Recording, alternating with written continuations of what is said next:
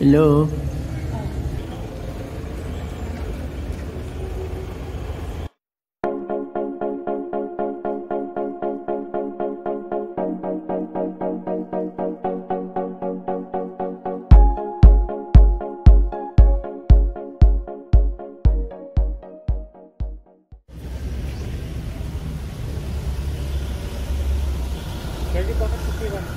I don't know. Hindi ko alam, boss. Panahon pa yata ng mga Spanish eh. Luma lang. Kaprom dito yung Diplomat Hotel dito sa Baguio City. First time kong makarating dito, pero madalas kami pumunta dito ng Baguio. Ang madalas kong napupuntahan yung Lapiral House. Ngayon dito naman sa Diplomat Hotel. So hindi ko alam kung anong makikita sa loob, pero hindi pwedeng pumasok sa ngayon. Sa labas lang daw. So sightseeing lang kami dito sa labas.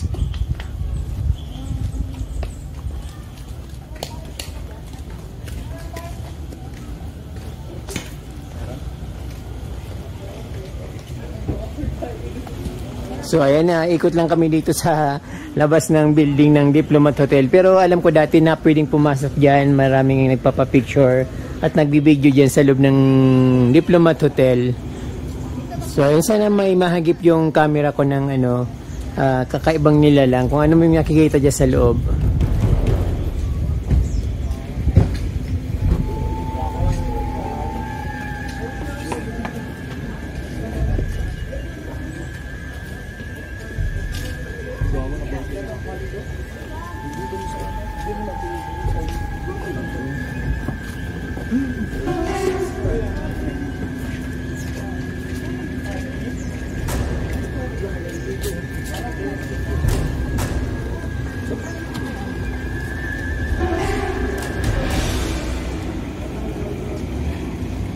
So, ayun ang mga kwarto-kwarto. Parang lilit naman ang mga kwarto na to. Parang mga lang.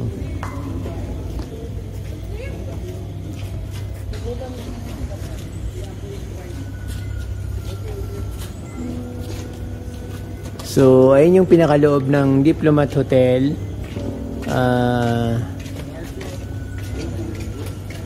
Medyo luma na siya. At syempre siguro may mga tukod na yung niya, mga parang pinaka wall, pinaka niya sa taas, parang may mga tukod ng kahoy. Siguro nagka-crack na kasi, siguro dahil hindi na pinapapasok yung mga visitors, dahil siguro delikado na yung pumasok sa loob. Dahil lumang-luma na ito.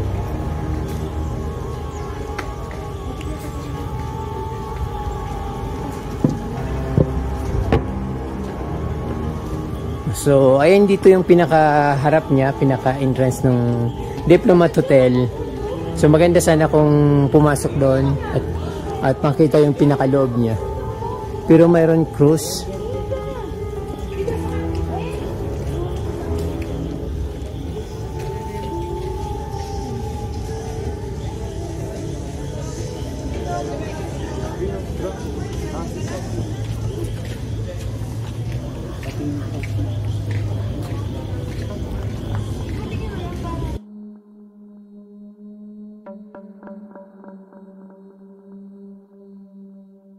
Ewan ko ba bakit naging hotel ito, parang lumang simbahan ng dating kasi mayroong cruise sa itaas. So pang horror talaga itong hotel na ito. Pero maganda yung pagka-design niya. Mukhang matibay.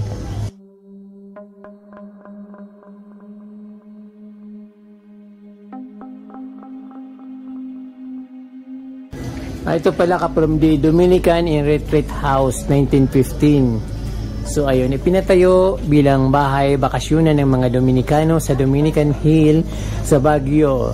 1913 to 1915, dinisenyo ni Father Roque Roaño o pinasinayaan. 1915, ginawa ng paaralan at pinangalan ng Colegio del Santissimo Rosario. 1915 to 1918, nagsilbing kanlungan ng mga pamilya at paring Dominikano noong panahon ng Hapon. 1940 to 1945, ginamit ng mga Hapon bilang huling tanggulan. 1945, binomba ng mga sundalong Amerikano. Abril 1945, ipinaayos. 1945 to 1947, ginawang Diplomat Hotel. 1973 to 1987, inilipat ang pagmamay-ari sa lungsod ng Baguio. Noong 2005, yung palang history ng Diplomat Hotel.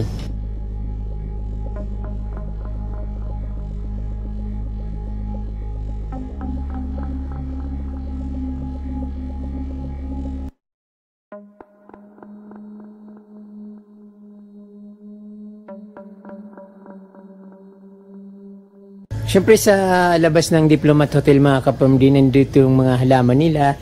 May mga philodendron, tsaka lipstick plant. Ayun naman, mga halaman pa rin yung sa isip natin, mga kapamilya, kahit nandito tayo sa isang tinuturing na haunted hotel. Pero parang hindi naman siya haunted hotel. Ayun, nabasa nyo nga yung pinaka-history nandun sa pinaka-entrance.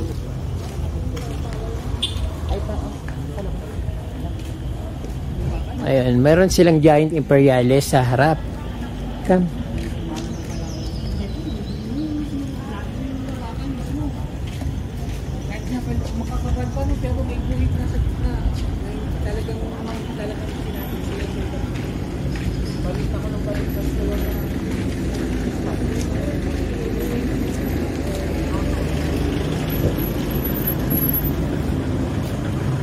Bakit kaya kinakatakutan yung Diplomat Hotel? Dahil siguro nung panahon ng Hapon o binuba ng Amerikano, malamang may mga namatay dito kasi ginawang tanggulan ng mga Hapon during World War II.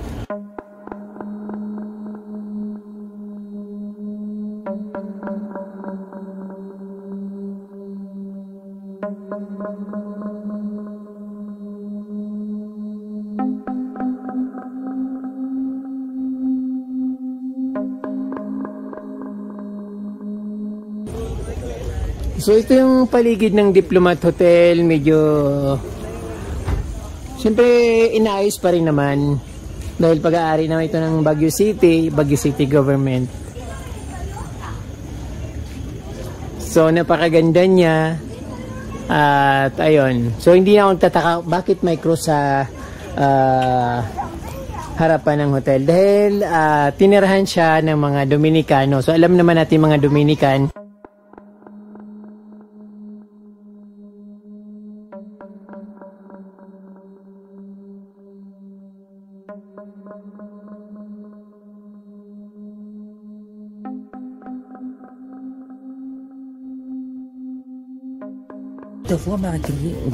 Nasa highest point ang Diplomat Hotel, nasa highest point ng Baguio ang Diplomat Hotel, kaya kitang-kita yung mga kabahayan diyan sa ibaba. So nakikita rin ng mga iba't ibang mga matataas na bahagi ng Baguio dito. Kaya lang masyadong makapal yung fog, yung hamog talagang bumababa dito sa kalupaan. So kaya yan walang halos makita. Kaya yung nakikita nyo dyan lang sa malapit.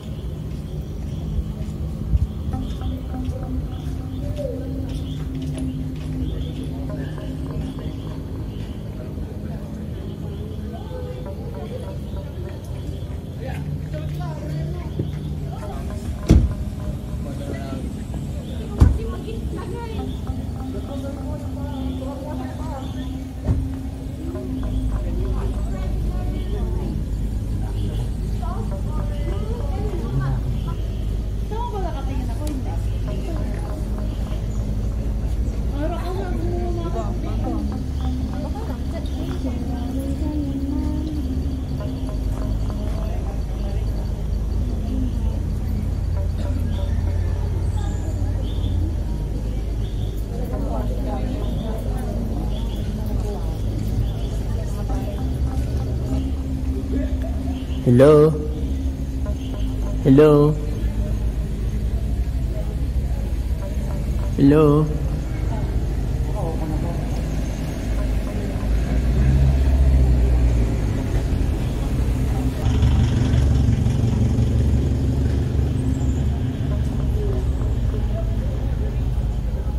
Dati nung mga nakaraang taon may pwedeng pumasok yata dito, pero ngayon pinagbabawal niya. Maganda sana kung makapasok dito sa loob. Parang malinis naman at may mga pumapasok na tao dito.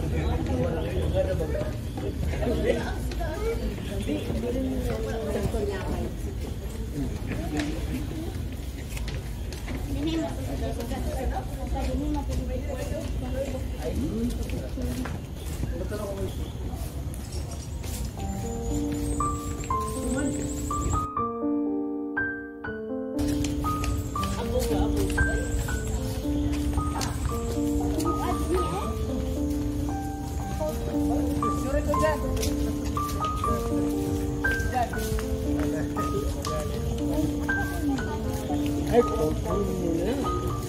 Lado na. May gate naman. May gate naman na din na may gate. Oh, this is so high.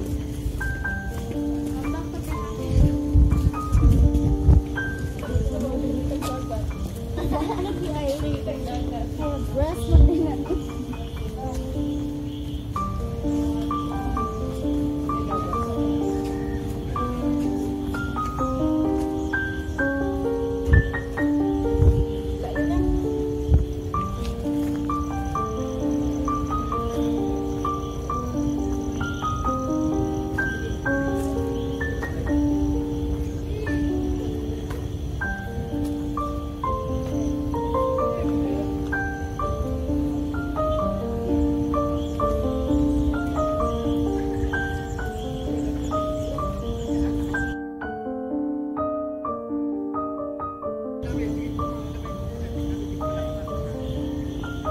Ang ganda ko na yung picture.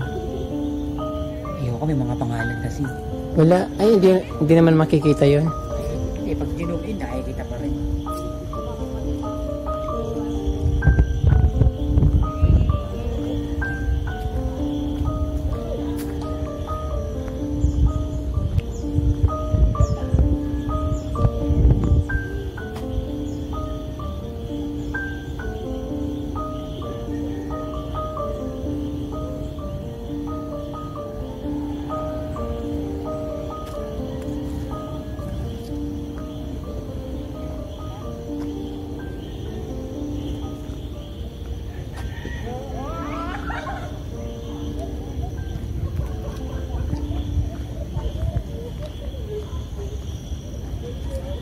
Come.